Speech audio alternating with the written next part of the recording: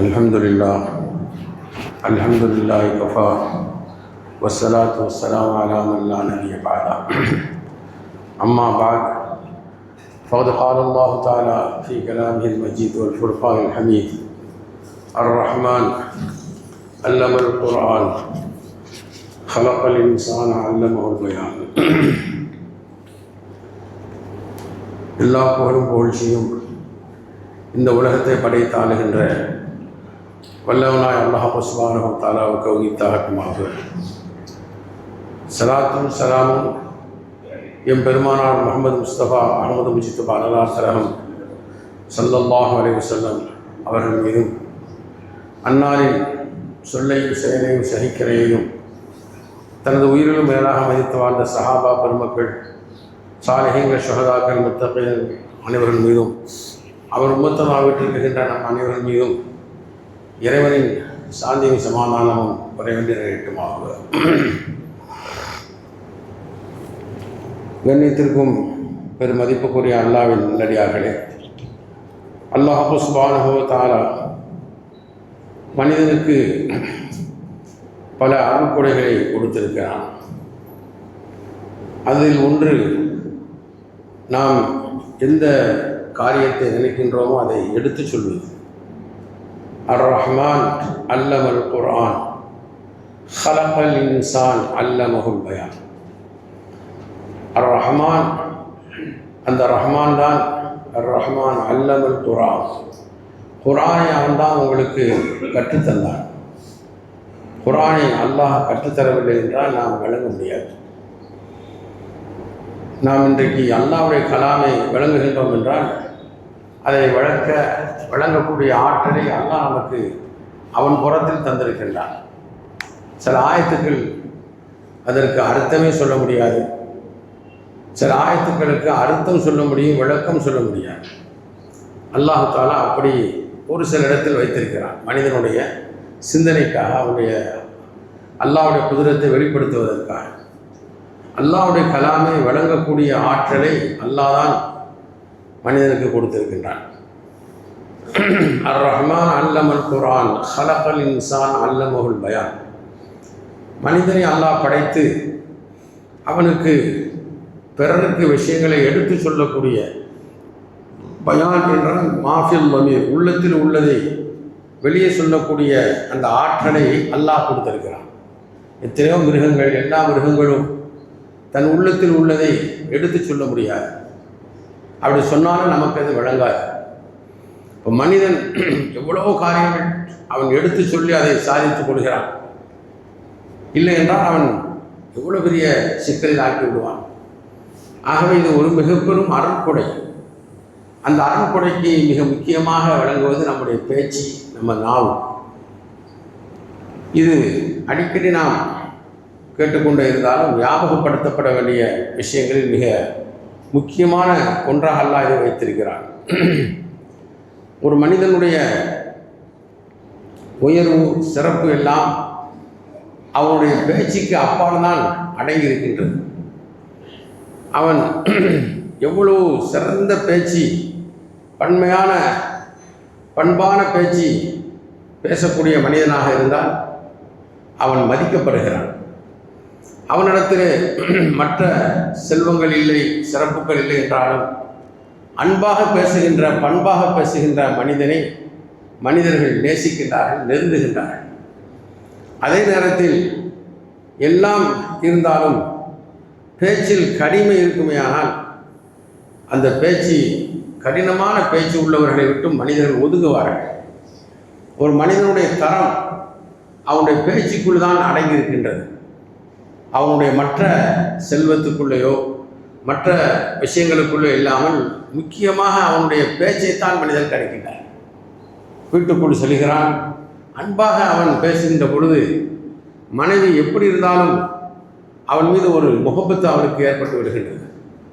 இந்த அன்பான பேச்சு இல்லை என்றால் பல கஷ்டங்களை, சிரமங்களை மனிதன் சந்திக்க வேண்டிய சூழ்நிலை அவனுக்கு ஏற்பட்டிருக்கின்றது. ஆகவே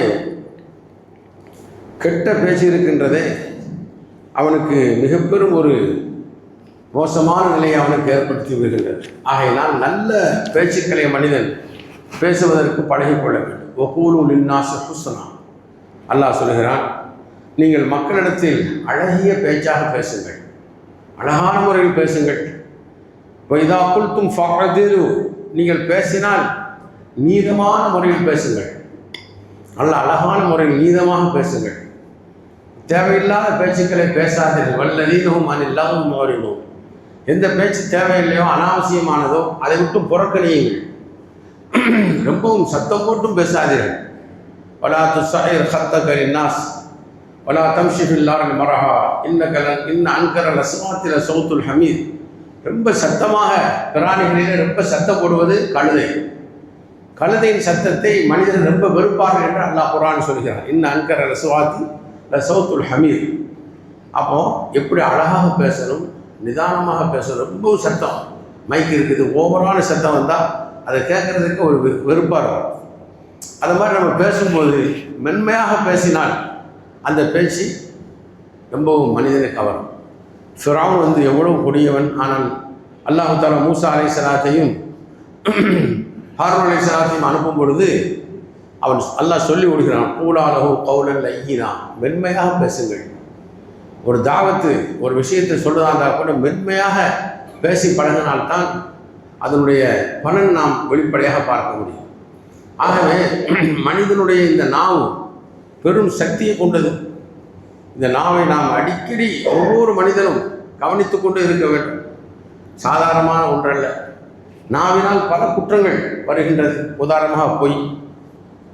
ஒரு மனிதன் பொய் பேசிவிட்டால் அவனுடைய ஸ்திரத்தன்மை இழந்து விடுகின்றது. அவனுக்கென்று ஒரு பவர் இருக்கின்றது. ஒவ்வொரு மனிதனுக்கும் ஒரு பவர்.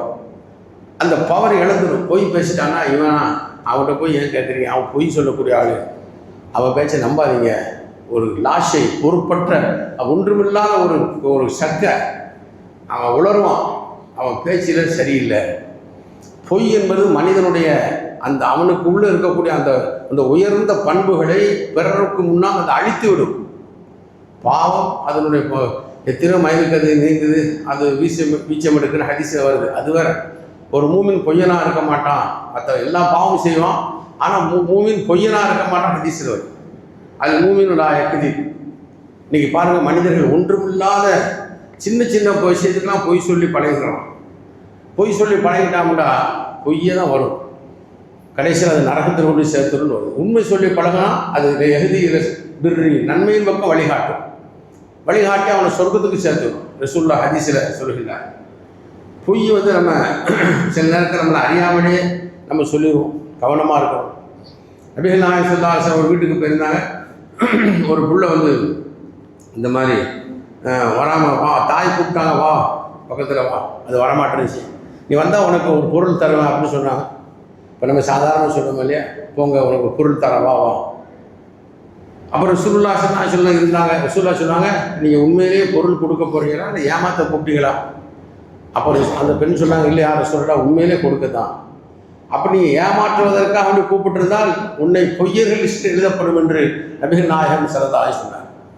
ஒரு சின்ன பிள்ளைய பக்கத்தில் கூப்பிடுறதுக்கு ஒரு சாக்லேட் தாரா, அதுதான் சாதாரணமாக மனிதர்கள் இதான் பொய்யை சொல்லி பாரு, அங்கே பாருமா ஒன்றுமே இருக்காது, அங்கே பூனை பாரு, அப்புறம் பூனை இருக்காது, அப்படி கூட சொல்லக்கூடாது.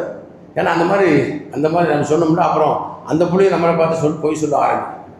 நம்ம பேச்சு பூரா டேப் இருக்காது அந்த பிள்ளைகள உள்ளத்தில். பிள்ளைகிட்ட உள்ளத்தை லேசாக நினைக்காதீங்க. நம்ம என்ன பேசுகிறோமோ அதான் பதிவு. அதனால தான் இந்த தாய் பாஷை இருக்குல்ல, அது எப்படி பதிவு?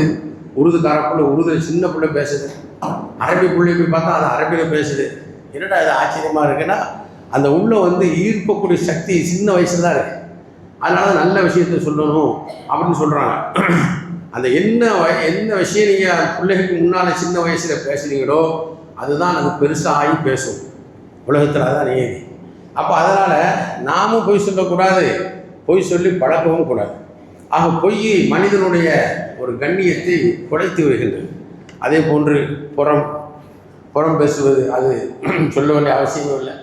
அதில் இருக்கக்கூடிய குற்றங்கள் நம்முடைய நன்மைகளை பூரா தின்று விடும். எல்லா நன்மையும் அவனுக்கு போயிடும். அப்போ ஒரு பெரியார் சொல்கிறாரு, நான் யாரை பற்றியாவது புறம் பேச மாட்டேன், பேசுதா இருந்தால் எங்கள் அத்தாம்மாவை பற்றி பேசுவேன். ஏன் அப்படின்னு கேட்டாங்க. என் நன்மை பூரா ஒரு ஆளுக்கு போகிறதுக்கு தகுதியான ஆள்டா அது எங்கள் அத்தா அம்மா தான், அதனால் அவங்களுக்கு போனால் போயிட்டு போகுது அப்படின்றாராம். அப்போ அதனால் புறம் பேசிவிட்டால் அவன்கிட்ட இல்லாத விஷயமும் இருக்க விஷயமும் அவன் இல்லாத இடத்துல நம்ம 2 பேர் 3 பேர் சேர்ந்துட்டா நம்மளை அறியாமலே. அப்போ ஒன்று சொல்கிறாங்க, ஒன்று தடுக்கணும் அல்லது விலகி போயிடணும். நம்மளால் இப்போ பேசாதப்பா விடுப்பான்னு சொல்லணும். இல்லை கேட்கலையா வெளியே எரிச்சு போயிடும். ஏதாவது காரணம் சொல்லி பலா தப்பதுமாகும் அல்லாஹ் சொல்கிறோம். இந்த முனாஃபிக்குகள் கெட்ட பேச்சு பேசும்போது நீங்கள் கூட உட்காராதீங்க, வெளியே எரிச்சு போயிருங்க. அப்போ அதனால் தவிர்ப்பது ஒன்று, தடுப்பது அல்லது தவிர்ப்பது அப்படிங்கிறாங்க. தடுக்கணும் இல்லையா தவிர்த்துக்கணும். நம்ம அந்த இடத்த விட்டு நம்மளை காலியாக்கிடணும். இல்லை ஏன்னு சொன்னால் இது முக்கியமான விஷயம். சில பாவம் செஞ்சவனை மட்டும் கூட பிடிக்காது, இவனையும் சேர்த்து பிடிக்கும். யார் பக்கத்தில் தான் அவனையும். அதில் உள்ளது புறம். நம்ம அவனுக்கும் குற்றம் நம்ம குற்றம், அவனுடைய குற்றம் நமக்கு சேர்த்து அதே மாதிரி ஆயிடும். அவன் புறம் பேசுவதும் கேட்பதும் ஒரே குற்றம் தான். அதனால தான் நம்ம இந்த விஷயத்தில் ரொம்ப கவனமாக இருக்க வேண்டும். அதே போன்று இட்டுக்கட்டுதல், யாரையும் நம்ம இட்டுக்கட்டக்கூடாது. நம்ம நாவை கொண்டு அப்படி இட்டுக்கட்டினா நாளைக்கு அதற்கு ஆதாரத்தை கொண்டு வான்னு நம்மளை கேட்கப்படுமா. அது குறிப்பாக சிராத்து முஸ்தகிம் பாலத்தை கடக்கும் பொழுது தான் ஒரு பெரிய கொழுக்கி பெருசாக நம்மளை பிடிச்சி இழுக்கும். வேகமாக நம்ம போவோம், இழுத்துக்கிறோம். அப்போ அதை சொல்லுமா, இந்த மாதிரி இன்னும் ஆளை பற்றி இப்படி சொன்னிய, உன்னோட என்ன ஆதாரம் இருக்குது. அப்போ நம்ம அந்த இடத்துல ரொம்ப பெரிய சல்லீம் நபிமாரெல்லாம் யாரெல்லாம் என்னை ஈரேற்றமாக்குன்னு சொல்லி ஒவ்வொருவரும் விரைந்து கொண்டிருக்கக்கூடிய அந்த காலகட்டத்தில் இப்படி ஒரு சிக்கலில் மாட்டிட்டா அது எவ்வளோ பயங்கரமானது. இதெல்லாம் நம்ம தவிர்த்து கொள்வதற்கு ரொம்ப கஷ்டம் கிடையாது. ஒரு 100 ரக்காத் தொழுங்க, ஒரு 10,000 ரூபா கொடுங்க, ஒரு தர்மம் கொடுங்க, அப்படி ஏதாவது ஒன்று சொன்னால் ஒரு கஷ்டம்னா ஒரு மனசில் ஒரு தாக்கத்தை ஒரு முயற்சி எடுத்து செய்யணும். ஆனால் இந்த பாவங்களை விட்டு தவிர்த்திருப்பது ரொம்ப லேசு. பாவங்களை விட்டு தவிர்த்திருக்கிற விஷயத்தில் நம்ம கொஞ்சம் கவனக்குறைவாக இருந்துட்டோம்னா அல்லாஹ் அக்பர். ஒரு சஹாபி கேட்டாங்க, இந்த மாதிரி யார் சொல்லலாம், நாவினால் செய்த பாவத்தினாலே அல்லாஹ் பிடிப்பானா? கையால் செய்கிறோம், காதால் செய்கிறோம், கண்ணால் செய்கிறோம், இப்படி தான் செய்கிறோம். நாவால் செய்த பாவத்துக்கு அல்லாஹ் பிடிப்பானா? அப்புறம் ரசூலுல்லாஹ் சொன்னாங்க, அல்லாஹ் உனக்கு கிருபை செய்யணும், நீ இப்படி கேள்வி கேட்குறீங்க. சில மனிதர்கள் நரகத்துக்கு போவார்கள். இல்லா ஹசாயிதுல் அல்சனத்தி, அவருடைய நாவால் அறுவடை செய்யப்பட்ட பாவம் மட்டும்தான் காரணம், வேறு எந்த பாவமும் இல்லை. நாவால் அறுவடை செய்யப்பட்டதுன்னா நாவால் செய்த பாவம், அதை கொண்டு மட்டும் நரகத்துக்கு போயிடும். இப்போ ஏன் நமக்கு அந்த மாதிரி ஒரு முசீபத்து? அப்போ இந்த நாவை அடிக்கடி கவனிச்சுக்கிட்டு தினந்தோறும் கவனிச்சாதான் இது நம்மளை சரிப்படுத்த முடியும். பெரிய பெரிய ஆட்கள் 4 ஆட்கள் எல்லாம் திணறி இருக்காங்க. அதனால் இட்டுக்கட்டுதல், அதே மாதிரி திட்டக்கூடாது. அபூபக்கர் சித்திக் அவர்கள் ஒரு அடிமை ஏதோ ஒரு விஷயத்தில் தப்பு செஞ்சான், பழிச்சாங்க. ரசூல் அந்த பக்கமாக போனாங்க. ரசூல் சொன்னாங்க, சித்திக் லஆனி, அபூபக்கர் சித்திக்கு சித்திக்காக இருந்துக்கிட்டு அவர் பழிப்பாரா? 2 ஒன்று கூட முடியாது. அப்போ ஒரு மூமின் பழிக்கக்கூடியவனாக இருக்க மாட்டான். யாரையுமே பழிக்கக்கூடாது, அளவுக்கு அதிகமாக பழிக்கக்கூடாது. அதே மாதிரி தமாஷ் பண்ணலாம். பெருமானார் ஸல்லல்லாஹு அலைஹி வஸல்லம் பண்ணியிருக்காங்க, மனம் புண்படாமல். ஒரு ஆள் ஒரு ஒட்டகம் கேட்டார். ரசூலுல்லாஹ் சொன்னாங்க, ஒரு ஒட்டக குட்டியை நான் உனக்கு தாரேன்னாங்க. அவர் சொன்னார், ஒட்டக குட்டி வச்சு நான் என்ன செய்ய முடியும்?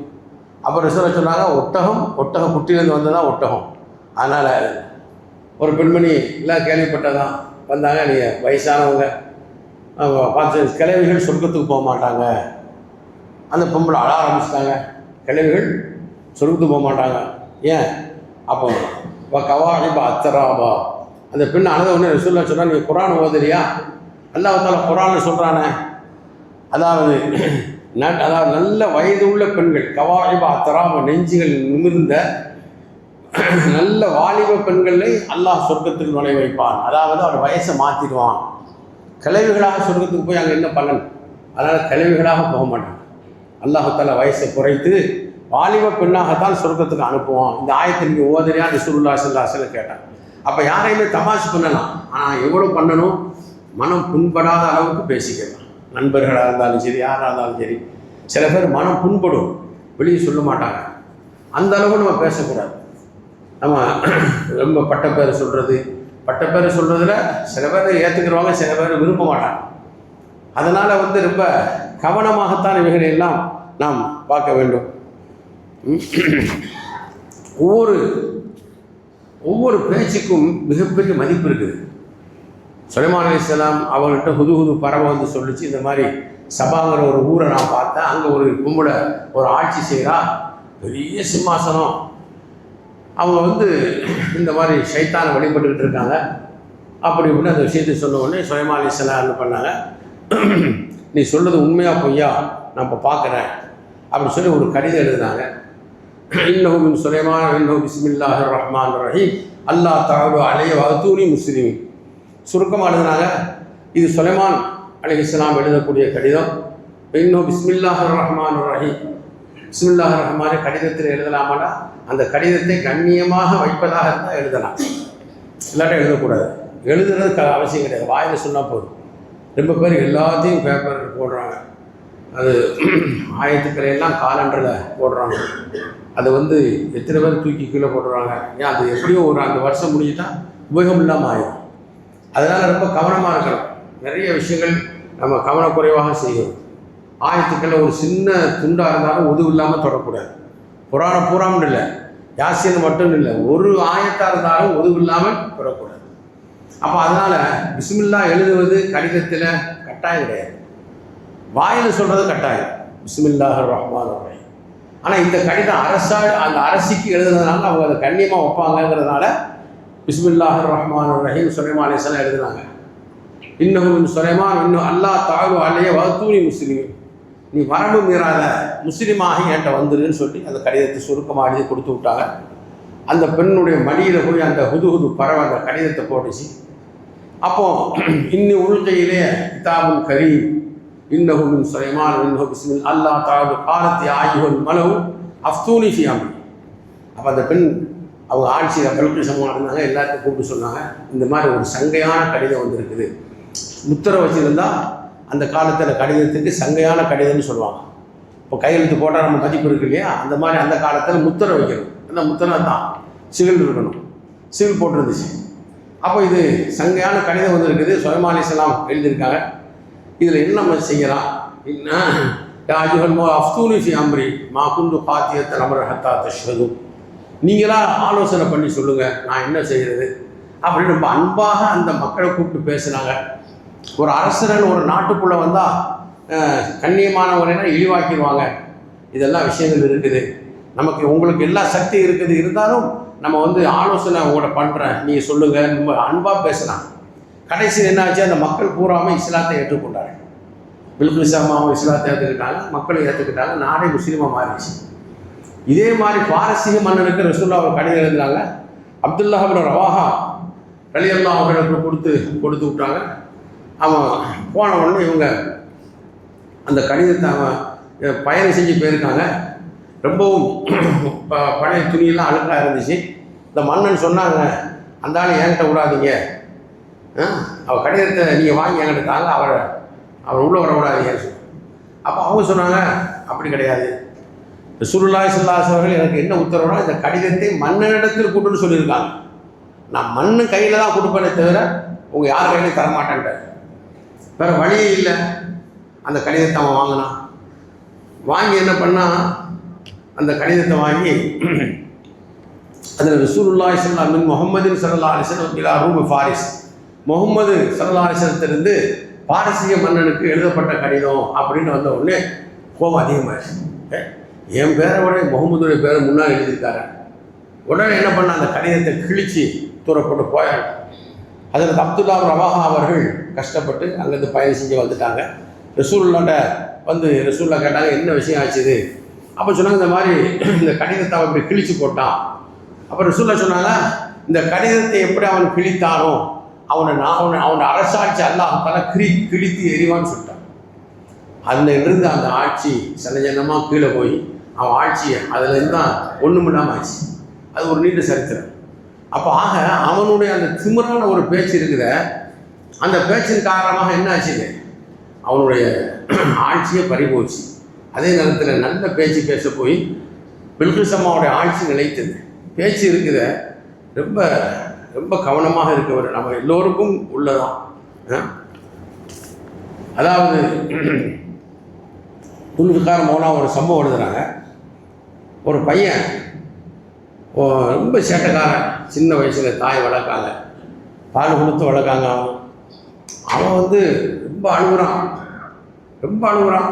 கஷ்டப்பட்டு அவனை தூங்க வச்சுட்டு, ரொம்ப சிரமப்படுத்தி தூங்க வச்சுட்டு, மறுபடியும் போய் அடுப்பில் போய் வேலை செய்ய ஆரம்பிக்கிறாங்க. உடனே மறுநாள் ஆரம்பிச்சிடலாம். என்னடா இந்த பையன் மறுபடியும் அவனை கஷ்டப்பட்டு எல்லாம் பால் கொடுத்து எல்லாம் பண்ணி ரொம்ப நேரம் தூங்க வைக்கிறான். தூங்க வச்சுட்டு மறுபடியும் அவன் போய் வேலை செய்ய மறுபடியும் அவன் கத்த ஆரம்பிச்சிடறான். இப்போ 2-3 செஞ்ச உடனே அந்த தாய்க்கு ரொம்ப கோவம் வந்துச்சு. அல்லாஹ் உன்னை இப்படியே தூங்க வச்சாலே நல்லா இருக்கும் போலுக்க, ஒரே அடியாக உன்னை தூங்க வச்சுட்டா நல்லது போல தெரியுது, இந்த பாடுபடுத்துறிய அப்படின்னு அந்த பெண்மணி சொல்லிட்டான். இந்த ஒரு வார்த்தை சாதாரணமாக சொல்லிட்டான். அல்லாஹ்வுத்தால அதை கபூல் செய்யலாம். என்ன ஆச்சுது, கொஞ்ச நாள் அந்த பையன் பெருசானான், படித்தான், நல்ல படித்தான், எல்லாம் பண்ணான். கல்யாணம் முடிக்கிறதுக்கு தேதிலாம் குறிப்பிடப்பட்டுருச்சுது. குறிப்பிட்ட ஒரு நாள் கிடக்குது. ஏதோ ஒரு வீட்டில் ஒரு பொருள் எடுக்கணும். அதை எடுப்பதற்கு அந்த ஒரு கட்டில் மேலே ஏறி எடுக்க ஆரம்பித்தான். கட்டு நழுவிச்சு கீழே விழுந்தான். ஒரே அடியாக திடீர்னு அடிச்சிச்சு, மண்டையில் செத்தே விட்டான். தாய்க்கு தாங்க முடியலை, ஒரே பையன்தான். அந்த தாய் பைத்தியமாயிட்டான். ஆனால் ஒரு பெரியாருடைய கனவுல சொல்லப்பட்டது, இந்த மாதிரி அந்த தாய் அன்னைக்கு பத்துவா செஞ்சாலே அந்த பத்துவா தான் இப்போ பிடிச்சிருக்கு அவனை. அன்னைக்கு ஒரே அடியாக அவனை தூங்க வைக்கணும்னு சொன்னால அல்லாஹ்வுத்தால அதை கொஞ்சம் நல்லா வளர்ந்து வாலிபமாக்கி ஒரு தாக்கம் ஏற்படுற மாதிரி உண்டாக்கி இப்போ தூங்க வச்சுதான் அப்படின்னு சொன்னாங்க. உண்மையிலேயே நம்முடைய பேச்சு கேட்டிருக்குத. ஒரு ஆள் அடுப்பு மூட்டினார், நல்லா காற்றடிக்கிற இடத்துல, காட்டில், நுஃபைல் அவர் பேர். காற்று அடிக்க அடிக்க என்ன பண்ணார், அவர் காற்றை திட்ட ஆரம்பிச்சிட்டார். அல்லாஹ் சொல்கிறான், காலத்தை திட்டாத, நாசமாக போகிற காற்று, நாசமாக போகிற வெயில், இந்த பாடுபடுத்ததை சொல்லக்கூடாது. ஏன்னா அதை தர்றது அல்லாஹ் தான். நம்ம நினச்சிக்கிறோம் சூசும், ஆனால் நம்ம சக்தி இருக்குது. நம்ம வேறு வெளியே போனால் தான் நமக்கு உள்ள நம்ம கிட்னியே நல்லதுன்னு எழுதுறான். இப்போ நம்ம வேர்வை வெளியே போயிட்டால் ஐயோ வேர்க்குது தான், வேர்வை வெளியே போகணும், இதுதான் முறை. ஆனால் முன்னுள்ள காலத்தில் எவ்வளோ இதாக இருந்தாங்க, சுகமாக இருந்தாங்கன்னா காரணம் இதுதான். இப்போ நம்ம எவ்வளோ சுகம் அனுபவிக்கணுமோ அவ்வளோ பூரா சிக்கல் தான். ஆக என்ன ஆச்சுது, அந்த காலத்தை திட்டக்கூடாது, வெயிலையோ மழையையோ காற்றையும் திட்டக்கூடாது. அல்லா நான் தான் காலம், என்னை திட்டுறீங்கிற அர்த்தம். இப்போ அல்லாவுடைய ஜல்லி திடீர்னு அல்லாவுடைய கோபம் எப்போ வரும்னு சொல்ல முடியாது. இந்த மாதிரி இந்த காற்று அவர் கண்ட மாதிரி திட்டினார் பாருங்க, வானத்தில் இருந்து ஒரு நெருப்பு கங்கு மாதிரி வந்துச்சு, அப்படியே அவரை கரித்து விட்டது. அவருக்கு பேரே சாப்னா நெருப்பால் கரிக்கப்பட்டவர். அவருடைய அந்த ஒரு வார்த்தை அந்த நேரம் பார்த்து அல்லாஹுடைய மிகப்பெரிய ஒரு கோபத்தை அவருக்கு ஆளாக்கி விட்டது. இப்படி நிறைய விஷயங்கள். ஃபிரௌனுடைய மனைவி ஆசியாமா மூசா அலைஹிஸ்ஸலாத்தை எடுத்த உடனே பார்த்த உடனே ஃபிரௌன்ட்ட சொன்னாங்க, வெட்டினாதப்பா, எனக்கு உனக்கு இந்த புள்ள கண்குளிர்ச்சியாக இருக்கட்டும், நம்ம 2 பேருக்கும் புள்ள இல்லை அப்படின்னு சொன்னோடனே அவன் என்ன சொன்னான், உனக்கு வேணால் கண்குளிர்ச்சியாக இருக்கட்டும், எனக்கெல்லாம் அது ஒன்று கண்குளிர்ச்சி தேவையில்லை அப்படின்னா. ரசூலுல்லாஹ் சொன்னாங்க, அவன் மட்டும் சரி எனக்கும் கண்குளிர்ச்சியாக இருக்கட்டும்னு சொல்லியிருந்தா அவனுக்கு ஈமான் கிடைக்கும். வார்த்தைக்கு எவ்வளோ மதிப்பு இருக்கு. ஜம் அது நில்லுன்னு அர்த்தம். ரசூலுல்லாஹ் சொன்னாங்க, சாரா அம்மா எனக்கு அல்லாஹ் கிருபை செய்யட்டும், அவங்க மட்டும் ஜம்னா நில்லுன்னு அப்படி சொல்லாமல் இருந்திருந்தா அந்த ஜம்சம் கிணறு உலகம் பூரா ஓடுமா, அதோடைய தண்ணீர் அவ்வளோ பூ ஓடிட்டு தான் இருக்குது. இருந்தாலும் இப்போ நம்ம கையில் கொண்டு வரோம், அப்போ ஆறே இங்கே வந்திருக்கும்.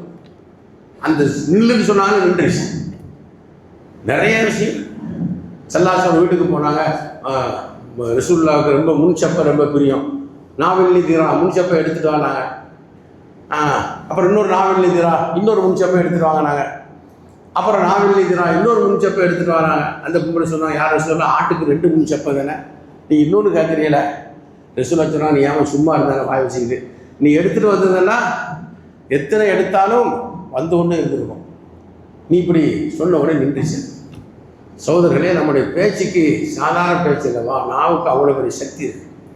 நாவை நம்ம ரொம்ப ஒவ்வொரு மனிதனும் யாருமே சொல்ல முடியாது, நான் என் நாவை சரிப்படுத்திடுவேன், அல்லாஹ் காப்பாற்றுறேன். அபூபக்கர் சித்தீக்கே எவ்வளோ பெரிய சொர்க்கத்தில் எல்லா வாசல் நுழையக்கூடிய சுபச்செய்தி பெற்றவர்களே நாவை பிடிச்சி கண்ணில் தேய்ச்சிக்கிட்டு இருந்தாங்களாம்.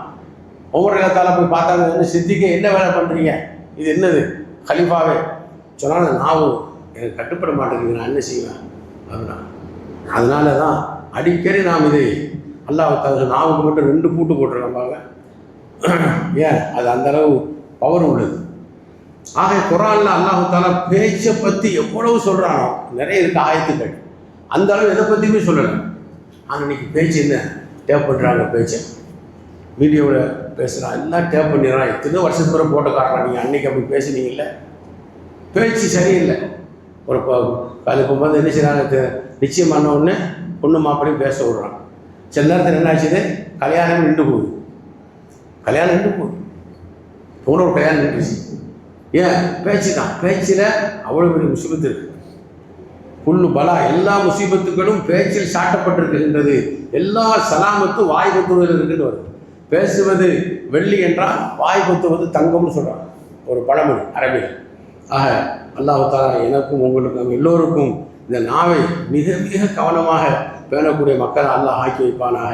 நல்ல விஷயத்தில் குர்ஆன் ஓதுவதில், திக்ரு செய்வதில், அல்லது அதுக்கு எங்கேயோ போயிடும். ஒரு சுப்ஹானல்லாஹ் சொன்னால் ஆட்சியை விட, சுலைமான் அலைஹிஸ்ஸலாத்துடைய ஆட்சியை விட சிறந்ததுன்னு வருது ஒரு சுப்ஹானல்லாஹ். ஏன்னா வானம் பூமி அளவுக்கு நன்மையால் நிரப்பி விடும்.